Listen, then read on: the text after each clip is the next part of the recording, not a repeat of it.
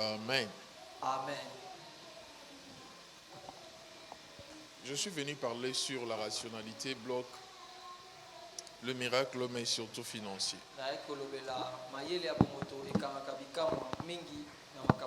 La rationalité bloque le miracle, mais surtout financier. En semaine, le mardi, on a parlé de ça. Jeudi, j'ai parlé d'autres choses. À la dédicace, sur moi, j'ai parlé d'autres choses.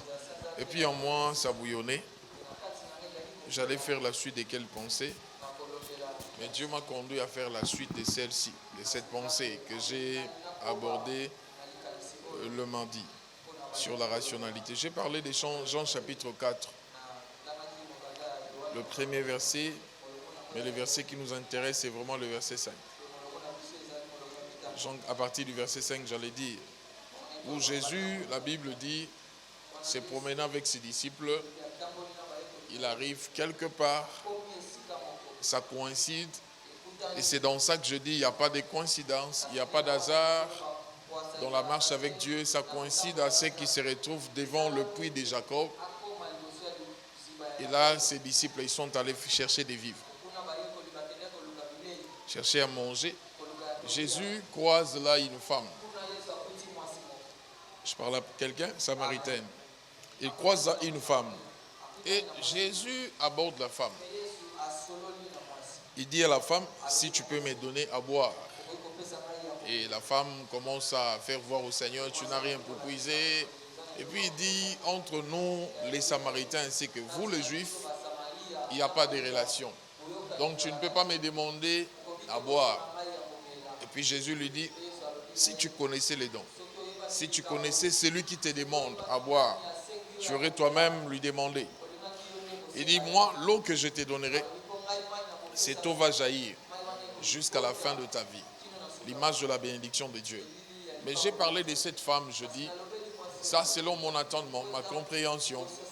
La Samaritaine ici ne partage pas. Parce que quand tu croises quelqu'un qui te demande à boire, un homme qui peut beaucoup consommer, s'il va consommer beaucoup par jour ou pendant des heures, il ne peut pas dépasser 5 litres. 2 litres, même moins d'1 litre, si on demande à boire. Jésus n'a pas dit, il n'est pas écrit dans la parole de Dieu, si tu reçois un serviteur de Dieu, un homme de Dieu en qualité de serviteur, et que tu lui donnes même un verre d'eau, la Bible dit, tu ne manqueras pas ta récompense. Donc, Jésus a demandé à boire à cette femme. Si je dois la comparer à Rebecca, qui a servi Eliezer, la Bible dit, elle a fait boire des chameaux qui boivent par chameau 200 litres minimum. Rebecca les a tout donné, eux tous, à boire. Et sans se plaindre, je dis, cette femme, elle ne partageait pas. Et j'ai expliqué, frères et sœurs, que la libéralité, c'est une voie par laquelle Dieu peut passer pour nous faire expérimenter le miracle. Quand on est enfant de Dieu, on s'est dit enfant de Dieu, on est en Christ. Le christianisme, j'ai toujours dit, n'est pas une religion. Le christianisme, c'est une vie qui se vit tout le jour. Et l'une des choses qui fait voir le christianisme, qui fait découvrir le christianisme, c'est l'amour et surtout l'amour du prochain. Dieu a dit, comment tu peux dire que tu m'aimes, moi, le Dieu que tu ne vois pas? Tu peux dire que tu m'aimes. Celui que tu vois tout le jour, tu n'aimes pas. Je suis en train de parler plutôt de la libéralité. C'est l'une des voies par laquelle Dieu passe pour nous faire expérimenter certains miracles. Il y a des gens chrétiens, nés de nouveau remplis du Saint-Esprit, ils ont du mal à partager avec les autres. Du mal. Des fois, on attend à la cité, là où on vit, certaines personnes se plaignant des chrétiens. Ils disent, vous qui priez tout le jour, vous qui invoquez les noms de Dieu, mais vous avez du mal à partager, à aider les autres. Jésus a dit à la dame, donne-moi à boire. La dame ne savait pas que ce qu'on lui demandait, c'était la voie par laquelle Dieu voulait faire passer le miracle. On allait faire d'elle une source qui n'allait jamais s'arrêter de produire l'eau. C'est ça la pensée de Christ. Mais elle a commencé à expliquer au Seigneur autre chose. Frères et sœurs, je nous exhorte qu'on soit de ceux qui savent partager. Je ne suis pas, paix à son âme, je dis la servante de Dieu, Elisabeth Olan-Mouyocho, qui parlait selon elle d'un esprit qu'elle appelait l'esprit de servitude. Quand je grandissais, je ne croyais pas à cette philosophie, mais plus j'ai grandi, la maturité fait qu'aujourd'hui, de nos jours, je lui donne raison. Je dis, elle a raison de parler des esprits des serviteurs, servitude plutôt. En Afrique, quand quelqu'un est élevé, quand vous avez quelqu'un de haut placé dans la famille, il est vraiment béni. Dans cette famille, on retrouve certaines personnes ne voudront plus rien faire. Vous lui posez la question pourquoi? Non, mon oncle est ministre. Non, mon grand frère est ceci. Mon père est ministre. Voilà, il est général. Il ne sait plus rien faire. Il cherche à dépendre de celui qui est élevé. C'est l'esprit que moi je condamne. L'esprit de servitude où on veut faire. Et je dis les mardis, l'Afrique n'a pas la chance d'avoir des gens friqués, des millionnaires. Parce que quand quelqu'un est élevé, tout le monde a tendance à se scotcher, à prendre de lui ce que lui il a. Il a du mal à se développer.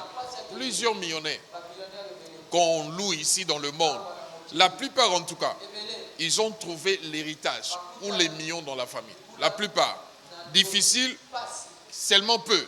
Des millionnaires qu'on voit, eux-mêmes ont commencé, ils ont bâti la richesse. Mais la plupart des millionnaires ont trouvé des millions. Mais non, l'Afrique, quand quelqu'un est béni, il a du mal à laisser derrière lui des millionnaires parce que lui-même déjà de son vivant. Tout le monde a tendance à venir prendre que chez lui. S'il y a un deuil dans la famille, lui. S'il y a un problème, lui. Parce que les Africains, dans leur conception, quand on a quelqu'un d'élevé dans la famille, on doit nous tous aller vers lui. Les gens ne veulent pas être indépendants. J'ai insisté les mardis. Si tu veux être respecté dans la vie, si tu veux vraiment avoir de la valeur, l'une des choses que tu dois être indépendant, l'un des domaines, c'est les domaines financiers. Bats-toi pour devenir indépendant financièrement, ça te donnera de la valeur. Je n'encourage pas l'esprit de dépendance. C'est ce que j'appelle la servitude, comme le disait la servante de Dieu. Je n'encourage pas ça, mais je dis à nous que Dieu a donné, il nous faut aussi aider. L'une des raisons de l'existence de l'Église. L'Église, Dieu l'a établi, l'Église, j'ai toujours dit, je redis, Dieu a établi l'Église, premièrement pour sauver les âmes, prêcher la bonne nouvelle, voilà. C'est ça le rôle de l'Église. Deuxièmement, l'Église existe pour soutenir ceux-là qui ont de besoins. Donc, dans une raison pour laquelle la Bible parlait de l'Église primitive, on dit à l'Église primitive, il n'y avait pas d'indigents parce que le rôle de l'Église, elle gagnait des âmes, elle montrait aux gens la voie du salut, mais également elle soutenait ceux qui en manquaient. Donc le christianisme, notre foi, si on doit voir les gens qui partagent, les gens qui soutiennent les frères, les gens qui aiment aider les autres, on doit les voir dans le christianisme. J'ai besoin de votre amen. On doit voluminer nos amens. Je vais veiller sur ça. Ne soyons pas comme l'église où on appelle maison mère. Il n'y a pas d'amen. Amen. Donc je parle, voilà. Frères et sœurs, change ta conception. Les gens qui ne partagent pas, changeons notre conception. Il y a une femme dans la Bible, prostituée de son état, mais l'esprit de la libéralité, ce côté-là du social, l'a fait expérimenter un miracle. On l'appelle Rahab la prostituée. Le fait de recevoir les espions provenant d'Israël, elle a fait du bien, les a logés, elle leur a fait du bien. Et plus tard, Rahab a été épargnée. On cite le nom de Rahab à la lignée de notre Seigneur parce qu'elle a usé de la libéralité de ce côté-là de l'hospitalité. Le christianisme, on doit être fort dans ça. À un moment, ça m'étonne. Ça m'est arrivé deux fois dans la vie. Ça m'est arrivé. Où tu vis avec des gens. Bon, je change de formulation. Frères et sœurs, pour partager dans la vie, n'attends pas qu'on te demande nécessairement. J'ai besoin que tu m'écoutes ici. N'attends pas que le prochain te demande nécessairement. Quelqu'un de bon observe le besoin du voisin. Sans qu'on te le demande. et tu résous le besoin du voisin. Tu ne dois pas attendre. Pourquoi tu ne les donnes pas? Il ne m'a jamais demandé. Si on reste dans cette raison, c'est une manière ou une justification des gens qui ne partagent pas. Mais celui qui partage, il observe le besoin de son prochain. Quand tu vis avec un prochain, apprends à observer ses besoins. Et si tu peux donner solution à ses besoins, n'hésite jamais. N'hésite jamais. Ça, on vit le bon christianisme. Mais si on attend qu'il me demande toujours, il n'a pas parlé, il n'a pas dit, c'est une mauvaise manière de vivre dans la société.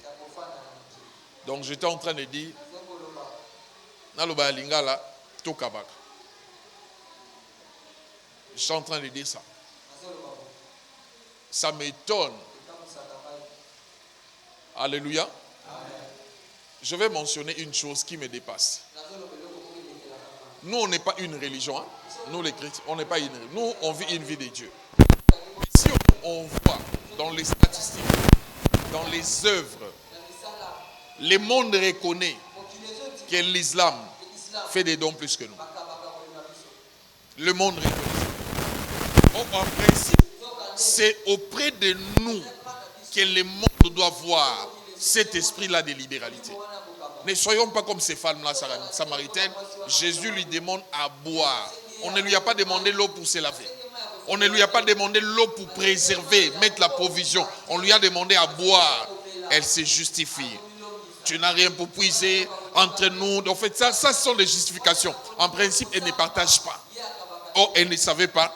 C'était la voie par laquelle Dieu avait prévu pour faire d'elle une source.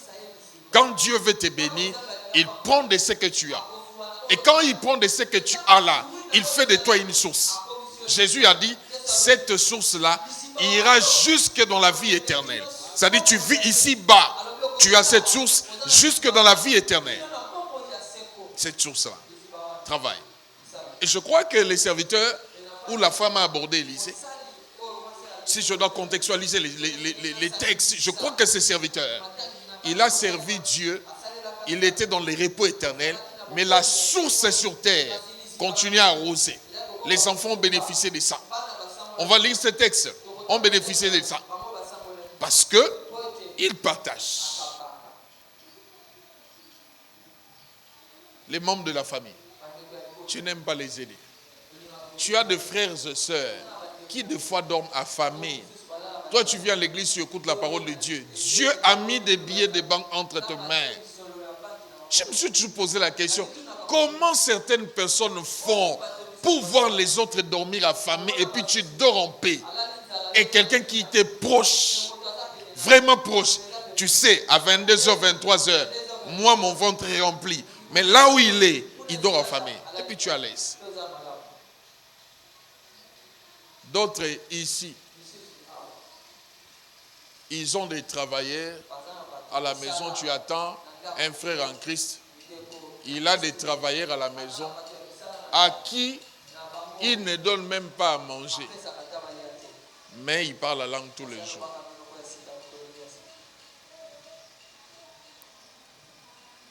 Quand on était païen, je ne cite pas les noms, un de mes amis pasteurs, un de mes amis musiciens, est allé demander à un autre musicien, je ne cite pas les noms, après un concert, il demande à un musicien vieux, ils avaient joué le concert ensemble.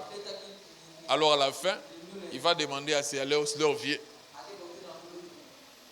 un des musiciens de Wenge, il va lui demander, ça c'est un de mes amis, vieux, on n'a pas les transports, si tu peux nous aider, moi et mes amis.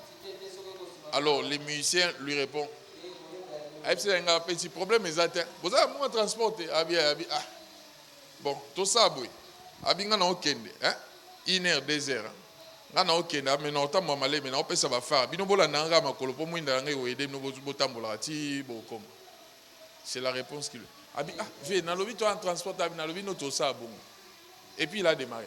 Ah tu vois petit boyate. Bon bah tika na bonga kei. Mais il avait l'argent. Et puis dans les véhicules, il était seul. Il voulait juste dire à ce petit, tu n'es pas digne de monter dans mon véhicule. Et puis tu n'es pas digne de recevoir mon argent. Ça, je comprends C'est sa philosophie du monde. Mais nous, dans le christianisme, on ne peut pas vivre ainsi. Amen.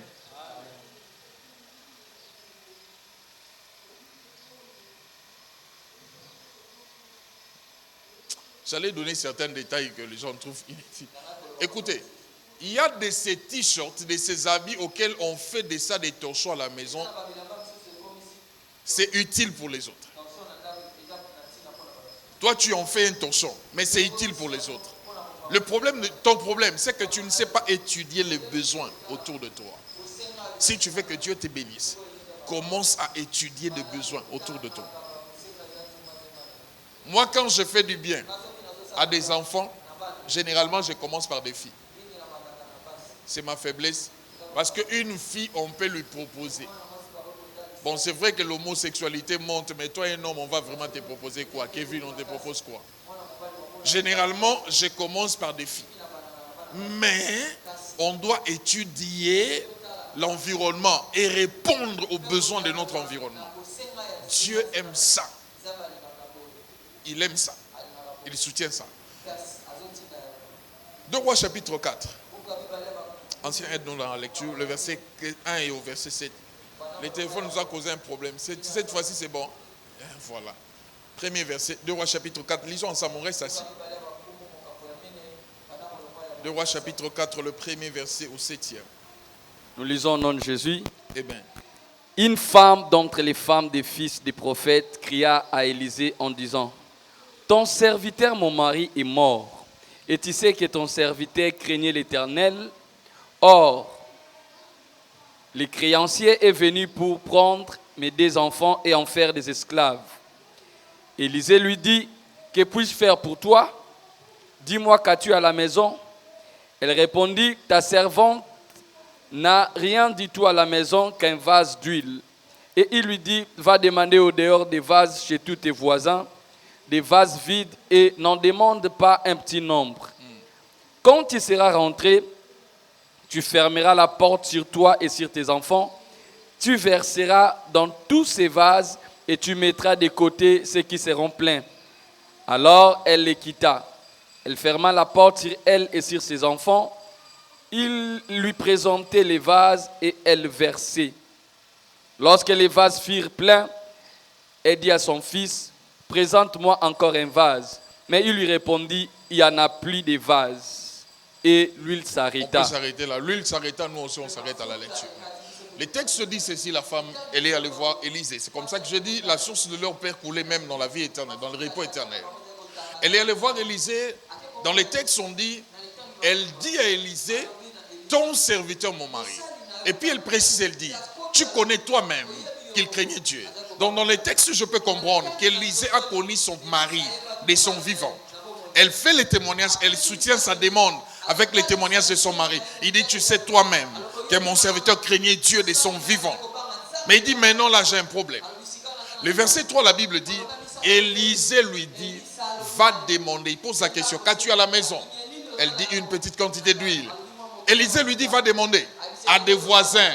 Il dit: demande en grande quantité de vases. Et tu te fermes, tu t'enfermes la porte, tu verses l'huile dans les vases. Le verset 6, la Bible dit, la femme, elle a versé, elle a demandé, elle a versé l'huile. À un moment, elle demande à son enfant. L'enfant dit: il n'y a plus de vase. Et l'huile s'arrêta. En lisant les textes, ça c'est moi. Je me suis dit, la femme n'a pas fait exactement ce que l'homme de Dieu lui a demandé.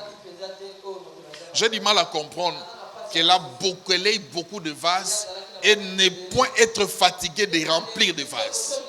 La Bible ne m'a pas dit ça. La Bible a dit: elle a rempli à un niveau, elle demande un autre vase, et puis lui, il n'y avait plus de vase et lui il s'arrêta. Donc quand elle était sortie, dans sa pensée, peut-être que c'est Élisée a parlé. Si j'en prends beaucoup de vases, peut-être que lui ne va pas couler aussi. Soit elle a pris des vases par formalité. Elle n'a pas cru totalement. Parce que là, on lui a donné un peu comme un chèque en or en termes de miracle. En termes de miracle. L'huile ne devait que s'arrêter au dernier vase. Donc si elle avait pris plus de vases, elle aurait dû avoir beaucoup plus d'huile. Mais dans sa réflexion, Elle a pris la quantité qu'elle a voulu prendre et elle s'est arrêtée à cette quantité et l'huile s'arrêta. Frères et sœurs, je dis dans la plupart des cas, c'est notre raisonnement, notre intellect qui bloque le miracle. Dieu te dit, je ferai avec de toi ça. Tu penses à ton intellect. Ici, dans ce miracle, il n'y a aucune capacité de cette femme qui est intervenue. Non, elle a juste fait une demande et on lui a dit ce qu'elle doit faire. Et puis elle devait réserver beaucoup de vases.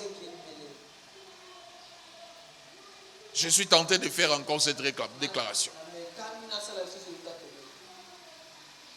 Je dis que Dieu mette à ta disposition beaucoup de vases. Beaucoup de vases. Je vais l'expliquer autrement. Dieu bénira ton ministère comme un vase. Dieu bénira ton travail comme un vase. Il bénira tes projets comme des vases. Qu'il mette à ta disposition beaucoup de vases. Il y a de ces choses que Dieu veut qu'on fasse pour lui, où il nous pousse à faire. Des fois on minimise, mais pour Dieu ce sont des vases. Là où il viendra déposer sa bénédiction. Toi tu joues avec le travail de Dieu. Tu joues avec un don, tu joues avec une chose, mais tu ne sais pas que ça constitue un vase. Là où la bénédiction de Dieu descendra pour te faire du bien. Frères et sœurs, si Dieu permet à ce que tu aies beaucoup de vases, fais-toi remplir de vases. Si Dieu permet à ce que tu aies beaucoup de choses qui peuvent attirer la bénédiction de Dieu, fais-toi remplir de ces choses. L'autre fois, je suis en train de dire à Abigail, comme je t'ai envoyé à la chorale, plus l'interprétariat, je n'ai pas besoin de te surcharger. À toi de voir. Soit tu laisses le côté finance. J'ai aimé sa réponse. Elle m'a dit, je veux m'arranger pour faire le tout à la fois. Et puis je le ferai bien. Je lui ai posé la question, tu es sûr? Elle dit, je le ferai bien. La chorale, interpréter. Et puis le finance. Ça peut constituer comme des vases pour lui. C'est-à-dire quand Dieu viendra pour la bénir, parce qu'elle gère l'argent de l'église, ça c'est un vase. Dieu dépose l'huile. Quand Dieu part à la chorale, il voit aussi un autre vase. Il dépose l'huile. Et quand il voit du côté de l'interprétariat, il voit un autre vase. Il dépose l'huile. Avant de prier Dieu, de te donner la bénédiction, je suis en train de le prier, de te donner plusieurs vases qui doivent recevoir la bénédiction de Dieu, l'huile de Dieu. Que tu aies plusieurs vases. Je suis en train d'étudier la vie ces derniers temps de certains serviteurs de Dieu. Je me pose des questions. S'ils ont le temps de se reposer. Ça m'a dépassé l'autre fois. J'ai vu le pasteur Mohamed Sanogo. Il a mis sur la tête des choses un peu comme des comédiens, des lunettes. C'était en direct, je voulais voir. C'est quoi? C'était le programme de l'Ecodim. Des enfants, un programme public. Lui, le pasteur devait être là. Je me suis posé la question. Il manque des choses à faire ou quoi? Mais à son niveau, il ne peut pas manquer de choses à faire. Mais il est tout le temps dans son site. Il est tout le temps dans des choses. L'autre fois, un des pasteurs dit, il a parlé avec lui, il dit, toi, tu es toujours dans les choses de Dieu. Il dit, je le fais expressement. Je m'arrange pour être toujours dans les services de Dieu. Je n'ai pas le temps pour autre chose. Donc, il est à l'Ecodim, il est là-bas, il est là-bas. Pour Dieu, ça peut être des vases. Ton travail, ça peut être une vase. J'ai parlé même certaines formations que Dieu peut nous envoyer, orienter, faire. Ça peut constituer comme des vases. J'ai dit les journalistes qui est en train de cartonner aujourd'hui dans le média. Monsieur Sango, il est médecin de carrière. Mais je l'ai suivi lui-même en train de parler. Il dit, à un moment, il sentait le désir de poser des questions aux gens. Ses désirs montaient. Et puis devant lui, il avait la proposition d'une formation de journalisme à la RTNC qui allait les prendre une année. Il a accepté, sans savoir ce qu'il faisait, d'aller à la formation. Lui qui mangeait déjà l'argent de la médecine. Mais il ne savait pas qu'il était en train de se constituer notre vase dans lequel Dieu pouvait passer pour alimenter sa vie. Je prie que tu ne rates pas les vases, que tu ne rates pas des occasions que Dieu a prévues pour alimenter ta vie demain. Que le vase là, que tu ne l'aies pas en une quantité peu, non. Que tu l'aies en grande quantité. Amen. Et Dieu passera là, il descendra là. Élisée lui a dit, va vendre cette huile et tu vivras. Quand tu as plus de vases, tu prolonges ton avenir. Tu rassures ton futur quand tu as plus de vases. Mais la rationalité peut bloquer. Ces derniers temps en Europe, toutes les familles, Europe, toutes les familles la plupart, si vous avez un garçon, à part l'école, on lui envoie l'équipe de football. Posez la question, toutes les familles. Un petit garçon. J'ai parlé avec un membre de ma famille. Lui, elle est nièce chez moi. Elle me dit, mon dernier garçon, il va à l'école en vélo. Mais son grand frère, j'ai dit à ses frères, vous faites souffrir mon enfant. Il va à l'école en vélo, et puis des kilomètres, avec des macadams et tout.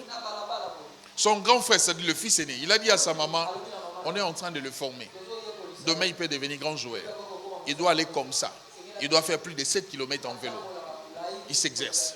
C'est-à-dire toutes les familles, quand ils ont un fils, au-delà de l'école, ils envoient des enfants à l'école à l'école de football, parce que l'école de football peut constituer un vase.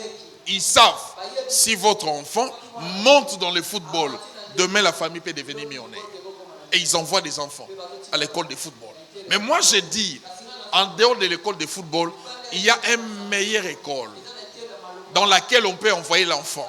L'école là, c'est la foi chrétienne. La foi en Dieu. Si tu envoies ton enfant là, il croit ce que Dieu a dit à Jérémie. Avant que je t'eusse formé dans le ventre de ta mère, je te connaissais. Il croit ce que Dieu a dit à Jérémie. Je connais les projets que j'ai formés sur vous. Dieu a parlé des projets de paix et non de malheur. L'enfant croit ça. Nous qui connaissons Dieu, nous qui avons connu Dieu, si on peut protéger Dieu, ça serait une bonne chose. On a dit à la femme, va demander. Moi, à la place de cette femme, je vais supplier les voisins de tout Kitambo, donnez-moi des vases. S'il vous plaît, donnez-moi des vases. Avant de commencer l'opération, donnez-moi des vases. Parce que l'opération, c'était quoi? Tu prends des vases, tu places là, tu fermes la porte derrière toi. C'est ça le principe. Après, tu commences à verser l'huile. Dans la spiritualité. Ici, je parle calmement. Les miracles se produisent quand on respecte aussi les prescriptions divines. Dieu nous donne quelquefois des prescriptions divines. Si tu fermes la porte avant des vases, c'est comme si tu n'as pas besoin de miracles. Mais il y a des gens qui ferment des portes avant des vases. On dit fais entrer des vases, tu fermes la porte après, et puis tu commences à verser l'huile. Je parle à quelqu'un. Ne réfléchis pas quand Dieu te dit fais. Ne réfléchis pas quand Dieu te dit donne. Ne réfléchis pas. J'ai toujours posé la question. Des fois, on se plaint. Dieu, tu ne m'as pas donné. Dieu, tu n'as pas fait ceci.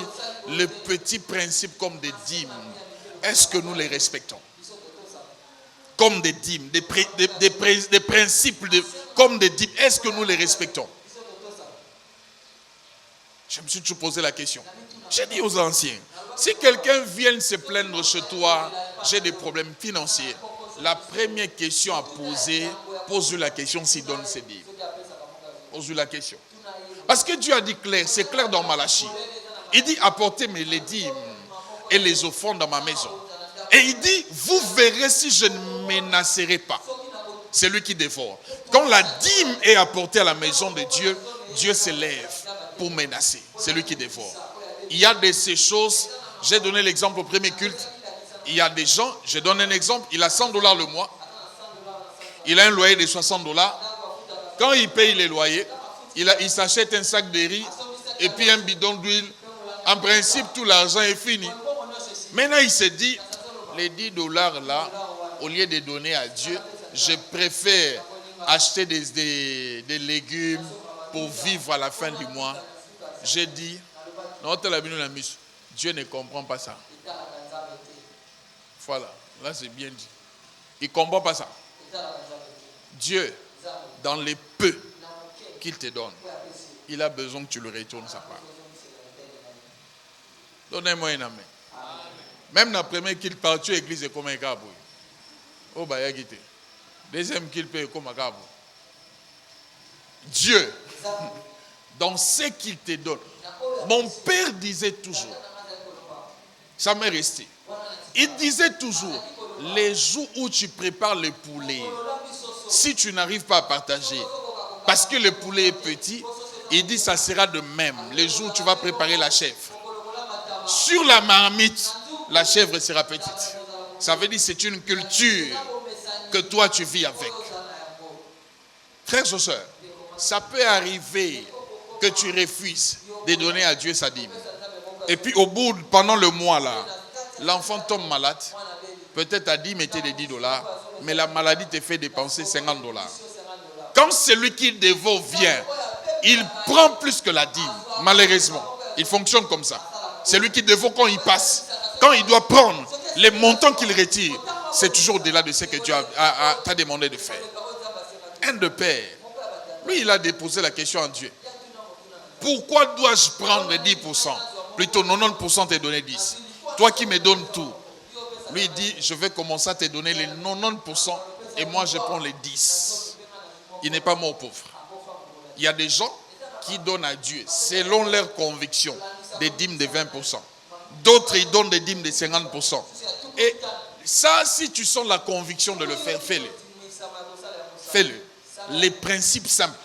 On dit d'Abraham, pour la première fois qu'on parle de la dîme, quand il croise Melchisedec, la Bible dit, Abraham donna à Melchisedec la dîme de tout. Il y a des gens qui donnent à Dieu des dîmes de salaire, mais qui ne donnent pas à Dieu des dîmes de frais d'émission. Il y a des gens qui donnent à Dieu des dîmes de salaire, mais qui ne donnent pas à Dieu des dîmes de primes. Il y en a. Je parlais d'une fille qui donne le prémisse du salaire. J'étais étonné. On lui change de salaire, son salaire monte. Elle vient donner encore les prémices du nouveau salaire. Mais je dis, cette race existe dans la vie. La richesse dans le royaume de Dieu. Il n'est pas question d'avoir. Écoutez-moi bien, il est question de la culture. Si tu as la culture des données, j'explique au premier que frères et sœurs. Si tu veux que Dieu augmente tes avoirs, fais augmenter tes offrandes. Parce que la dîme, tu ne peux pas. À moins que ça soit ta conviction, c'est 10%. Si tu es convaincu d'aller au-delà, c'est toi. Mais les offrandes, fais augmenter ça. Je me suis toujours posé la question, peut-être au deuxième culte, il y a des enfants. D'où viennent les 200 francs dans les paniers des offrandes et les 100 francs? Dans les cultes des adultes comme celui-ci, on retrouve des billets de 200. Et puis, il y a des 200 perdus. Ça dit les 200 est seul. Je comprends les 200 ayant des jumeaux. Ça dit s'ils sont 5, ils font 1000 francs. Mais des 200 perdus, singletons, ils viennent d'où? Quelqu'un peut se lever de ton âge, tu donnes à Dieu des 100 francs. Moi, depuis un certain temps, je n'ai pas dit toi, j'ai dit moi. Je donne plus à Dieu 1000 francs. Depuis un certain temps, 1000 francs, je ne mets plus dans le fond. Je préfère ne pas mettre. Je ne mets plus 1000 francs. Parce que si, je me dis, moi, si je donne une offrande de 1000 francs, moi, je trouve ça une insulte. Moi, je ne le ferai pas. Donc, à chaque fois que Dieu me donne, j'essaie d'augmenter mes offrandes. Ça, c'est un secret. J'ai vu des gens faisant des affaires. Il fait les bénéfices du mois. Qui peut-être donne $500, il refuse de donner à Dieu $50 de dîmes. Au cours du même mois, il connaît des problèmes dans ses affaires. Il perd par exemple $1500. Où est la faute de Dieu? Toi, tu n'as pas respecté les principes. Il a dit, si vous m'apportez vos dîmes et vos offrandes. D'autres, je l'ai dit au premier culte. Quelqu'un d'ici, l'autre fois, il m'a dit, pasteur Limsanga, l'autre pasteur là avait des problèmes. Et puis de temps en temps, je lui payais le loyer. Et ils ont 50 dollars et puis 30 dollars de temps en temps, je lui ai ajouté pour le loyer. Bon, je n'avais pas parlé ces jours-là, j'étais juste choqué. La plupart d'entre vous, vous fonctionnez comme ça. Ça dit, quand vous avez l'argent, si vous voulez aider, dans votre tête, les pasteurs en ont beaucoup. Il y a en a pas si. Non. Moi d'abord. Au premier culte, Trédor est venu. 8h, 9h40. Je lui ai dit, au Moninga, l'objet n'a une évangélisation, na tamboli boye, na ketiki tambo na senga. Na sisi, na ke matanga maman nièce, nga. Na sisi, na matinda kunga, na sisi, na sambi na butunga. Donc, oye langa balo yengete 8h matin na cher. Na za mutuka nga. Funa sala maté nga. Je vais dire quoi par là? Je fais de mon mieux pour veiller à ta nourriture spirituelle. Donne-moi aussi mes droits. Ma cravate n'a rien à voir avec toi. J'ai juste grandi comme ça. Je sais nouer la cravate ou arranger ça. Je peux te donner l'impression de quelqu'un qui est très friqué. D'habitude, je ne suis pas quelqu'un qui demande. D'habitude. Je n'ai pas dit que je ne demande pas. Mais c'est rare chez moi. D'habitude, je suis comme ça. Alors ne suivez pas ces côtés de moi pour penser que je suis, je ne sais pas moi comment. S'il y a un 5 dollars, 10 dollars à me donner, vous jugez bon d'aller donner à quelqu'un d'autre parce que lui présente une image, soi-disant de la souffrance. Non. Donnez-moi mes droits. Ça me revient. Je vais mettre des carburants. Je mettrai les crédits. Ça me revient. Donnez-moi mes droits. Alléluia. Amen. Alléluia. Surtout, je peux parler? Les races des prophètes qui passent dans des maisons donner des messages et puis par... Déjà, je peux parler? Quand un prophète, un homme de Dieu, il vient chez toi pour donner une prophétie, à la fin de la prophétie, il peut demander une offrande. S'il demande la dîme, c'est un escroc. Je dis bien, c'est un escroc. Il ne peut pas demander la dîme. La dîme, on l'amène dans ton église, là où tu es pris en charge. Non, Dieu me dit, donne-moi ta dîme de ces mois. C'est un escroc. Dieu ne viole pas ses principes. Je ne peux pas aujourd'hui aller demander à un fidèle d'une autre église sa dîme. Et quand les fidèles d'une autre église s'amènent avec sa dîme, c'est que j'ai appris de mon père, l'apôtre Roland Dallot. Je dois poser la question, pourquoi tu m'amènes ta dîme? Tu n'es pas de cette église. Va les donner à ton église. Il y a des gens, quelquefois ils aiment punir leur pasteur. Il y a des fidèles comme ça. Les pasteurs font un truc, il n'est pas d'accord. Pour lui, je dois le punir. Et une manière de le punir, je ne donne pas ma dîme. Je la donne à une autre église. Et ces pasteurs-là, si tu es sérieux, tu les ramènes à la raison. Qu'il rentre avec sa dîme dans son église.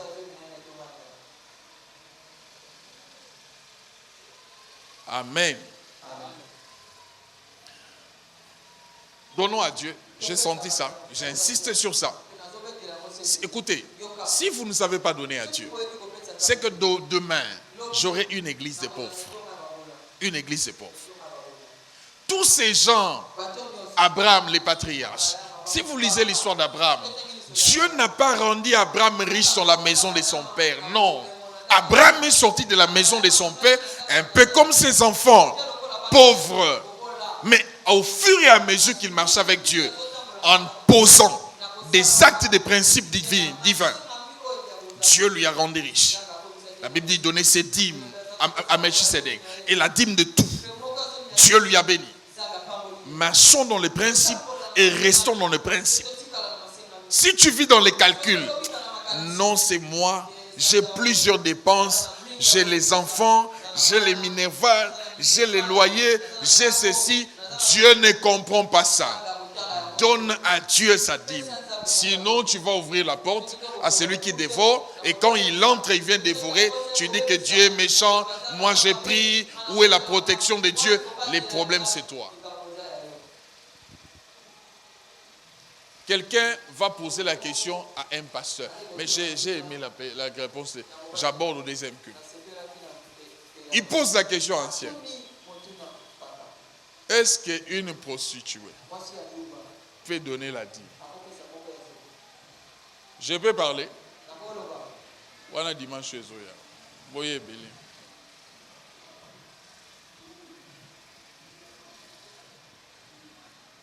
1 Roi chapitre 17.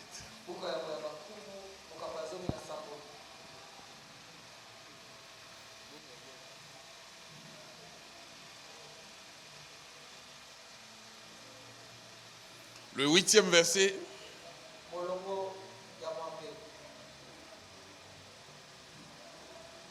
Alors la parole de l'Éternel fut adressée en ces mots.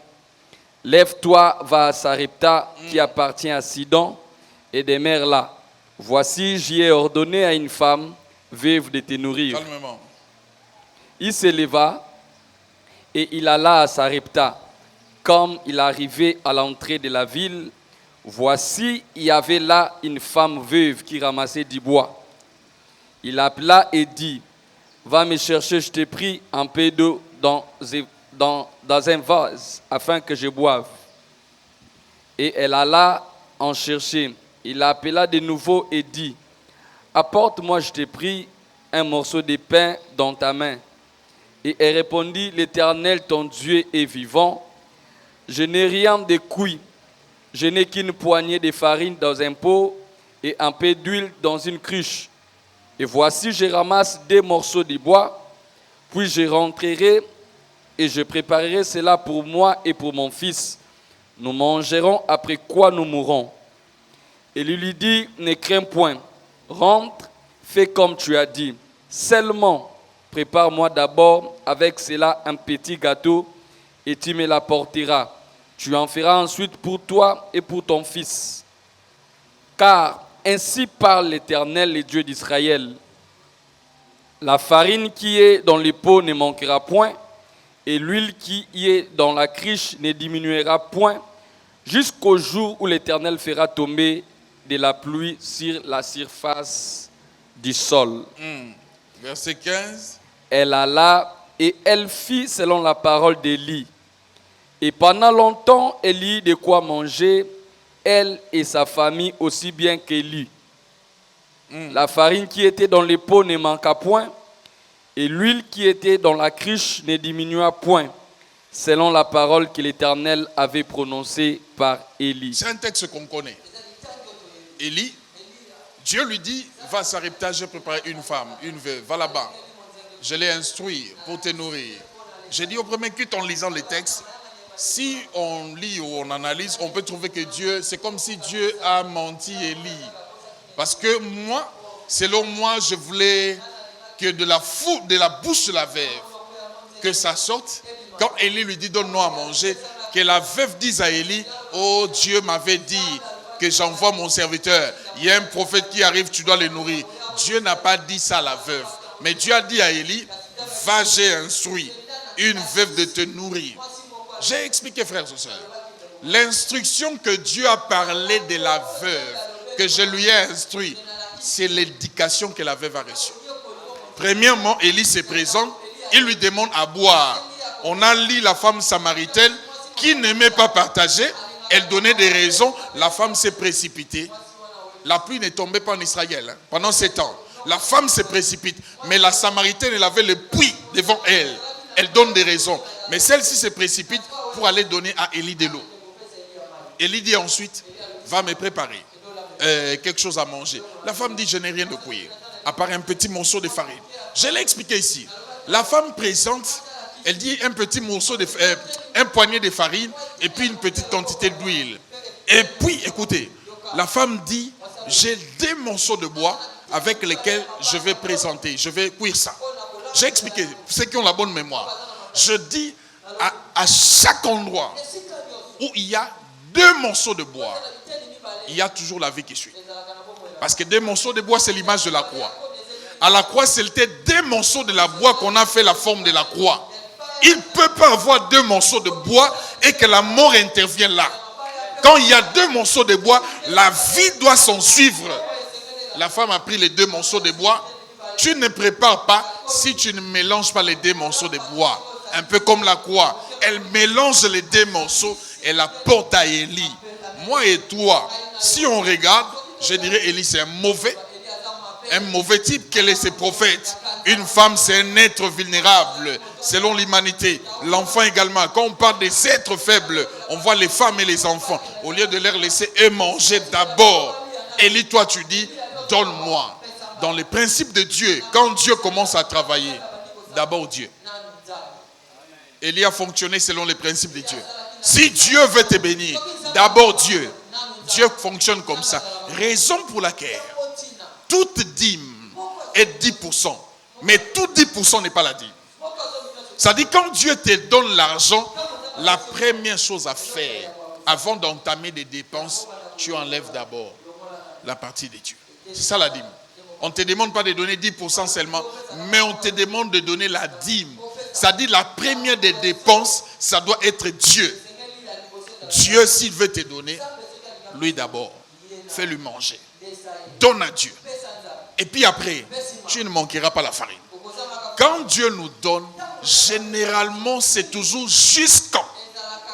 Ça ne s'arrête pas dans l'immédiat. C'est toujours jusqu'en.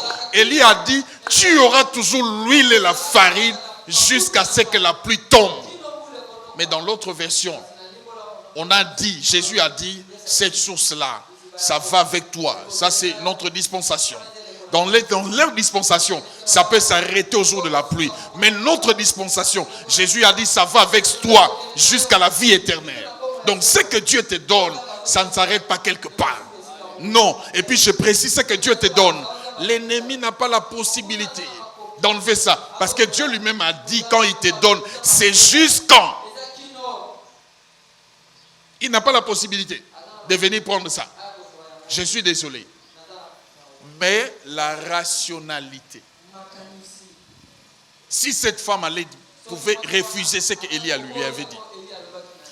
Frères et sœurs, moi, un peu comme Dieu a dit à Élie, j'ai instruit à une veuve de Sarepta de te nourrir. Je pense que cette femme a été instruite peut-être par son prophète, peut-être par son pasteur. En te disant ce que je te dis aujourd'hui, Dieu est en train de t'instruire. Et demain, quand il te demande de poser un acte, tu ne vas pas faire des exercices. Dieu dira à quelqu'un, j'ai instruit Plamedi. Dieu dira à quelqu'un, j'ai instruit Christelle. Dieu est en train de t'instruire maintenant. Quand il faudra poser l'acte, tu ne vas pas discuter. Dieu est passé par l'éducation de la veuve. La connaissance de la veuve. Ce qu'elle connaissait, du donner à Dieu. Dieu est passé par là. Il va dire à Élie, je l'ai instruit. Dieu savait qu'il avait la connaissance. Il savait donner. Frères et sœurs, utilisons la libéralité. Travaillons dans la libéralité. C'est l'une des voies par laquelle Dieu passe pour opérer des miracles, pour nous donner ce dont nous avions besoin. Dieu passe par ces voies. Chrétiens, ne soyez pas des gens devant l'argent. Tu n'aimes pas donner. Tu as des raisons. Tu as des justifications. Il y a des gens pour donner, même l'offrande. Il y a un évangile diabolique qui se raconte dans la cité. J'ai toujours dit, méfiez-vous de cet évangile. Où on vous dit, les offrandes et les dîmes que vous allez donner, vous enrichissez vos pasteurs et vous-même vous restez pauvres. C'est faux. Quand tu donnes à un prophète, tu te dis, moi-même, je dois recevoir en abondance. Écoutez, si les offrandes séchées des gens, cette femme, l'huile et la farine allaient s'arrêter. Si réellement les offrandes séchaient, l'offrande c'est pour ta bénédiction en toi. L'offrande c'est pour ton élargissement. L'offrande c'est pour ton élévation à toi. Ça n'a rien à voir. Faisons les calculs. On est en train d'analyser sur les textes. Je suis Élie, ancien Rick. Je viens chez toi. Je te demande un gâteau. Tu vas dans ta cuisine. Tu fais pour moi les gâteaux, je mange. Mais moi, je libère sur toi la parole. Je pars. Tu m'as donné un gâteau, je pars. Mais toi, tu restes avec la farine qui se produit et l'huile jusqu'à le jour où la pluie est tombée. Entre moi et toi qui a bénéficié. Ce que tu m'amènes là est peu par rapport à ce que Dieu a prévu de faire pour toi. C'est peu. Tu dois juste avoir la philosophie, la mentalité du royaume de savoir que quand je donne, c'est pour ma bénédiction. Et je déclare ainsi que ta bénédiction ne s'arrête pas un jour. Je dis que ta bénédiction ne s'arrête pas un jour. Je continue que ta bénédiction ne s'arrête pas un jour. Que ça va avec toi. Jusqu'à. Toi-même, tu dois ajouter jusqu'où. Moi, je déclare que ça va avec toi jusqu'à. Que toi-même, tu ajoutes que ça va jusqu'où. Et puis, je déclare encore, personne n'arrêtera les robinets que Dieu a ouverts. Je dis, personne n'arrêtera les robinets que Dieu a ouverts. Parce que ça coule, ça continuera à couler. Et personne n'a les droits ni l'autorisation d'arrêter cette robinet-là que Dieu a ouvert.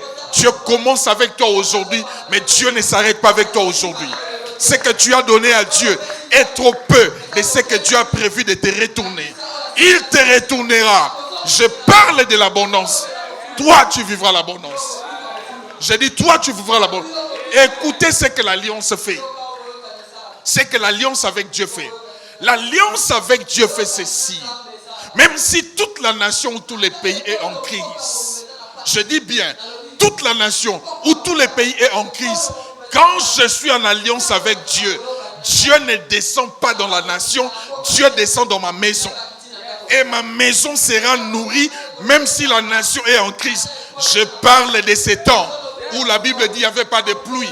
Mais la maison de la femme produisait la farine et l'huile. Je ne vois pas la crise du Congo. Je prie Dieu que ta maison soit un endroit où Dieu descend.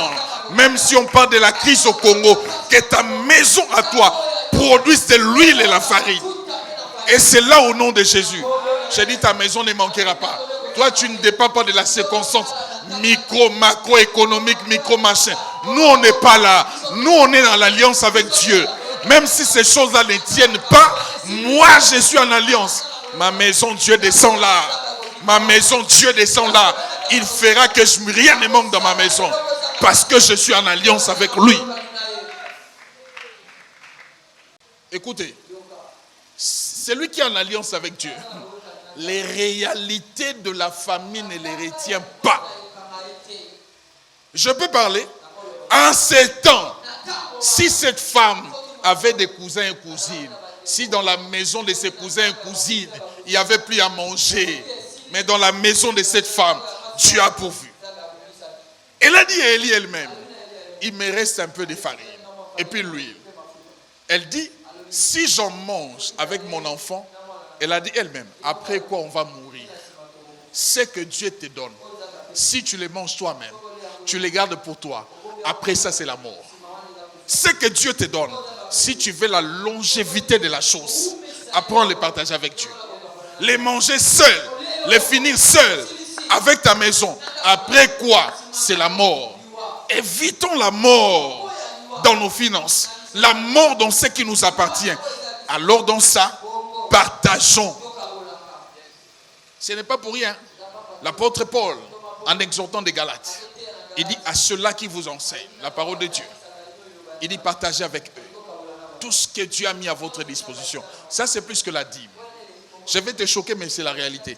Quand Paul dit partager, ça veut dire tu as des parcelles, tu donnes au pasteur une parcelle. Maman Olga, j'ai mal parlé.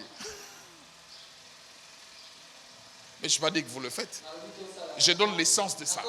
L'apôtre a dit, ceux qui vous enseignent la parole, partagez avec vos biens, tous vos avoirs.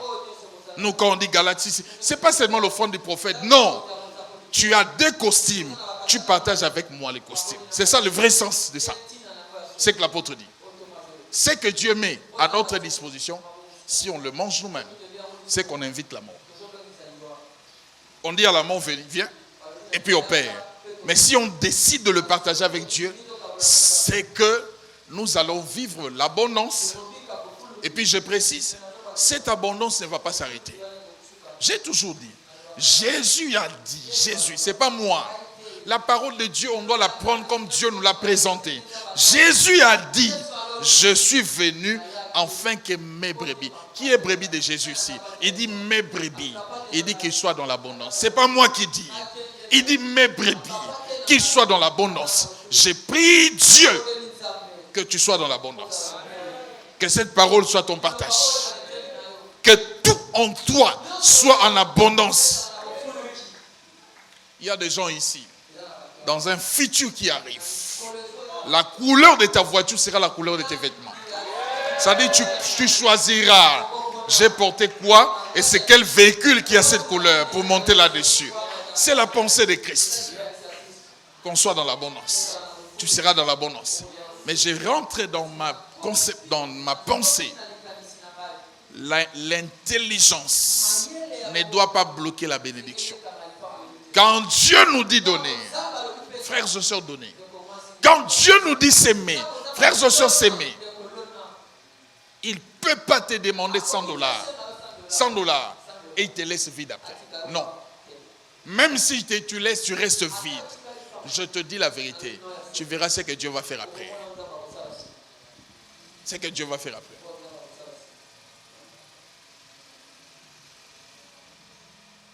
Vivez dans les principes. Restons dans les principes. On verra ce que Dieu va faire. Fais monter tes offrandes. Change tes offrandes. Tu verras ce que Dieu va faire. Amen. Je vais peut-être m'arrêter ici en disant ceci. Élie a dit à la femme, va demander des vases aux voisins qui te donnent un plus grand nombre. Mais je m'adresse à quelqu'un à qui Dieu a demandé peut-être d'avoir des vases. Cette personne n'a peut-être pas de voisins. Je m'arrête ici en disant ceci. Que Dieu lui-même devienne ton voisin. Que lui-même te donne des vases. Il connaît le nombre qu'il faut pour ta bénédiction. Que lui-même encore, qu'il vienne mettre l'huile là. Si tu crois que Dieu est le voisin, Dieu devient réellement le voisin. Je nous ai prêché ici, quand il a dit à Abraham, monte à Morija avec Isaac, je l'ai dit ici. Quand Abraham montait, Dieu montait de l'autre côté avec Abraham, mais avec un bélier. Abraham n'avait pas vu Dieu. On voit Dieu où on réalise que Dieu est sur la montagne. Quand on voit les béliers, il y a des temps où Dieu devient le voisin. Les voleurs à la croix, ils ne savaient pas que son voisin était Dieu. Je prie que Dieu devienne ton voisin à toi. Pour que tu expérimentes la grâce de Dieu. Qui devienne le voisin? Le prophète a dit, va demander au voisin que lui-même te donne les vases. Que lui-même vienne les remplir d'huile. Que lui-même, Dieu lui-même, qu'il le fasse. Parce qu'il est devenu le voisin. Tu vivras les miracles. Tu vivras la grâce.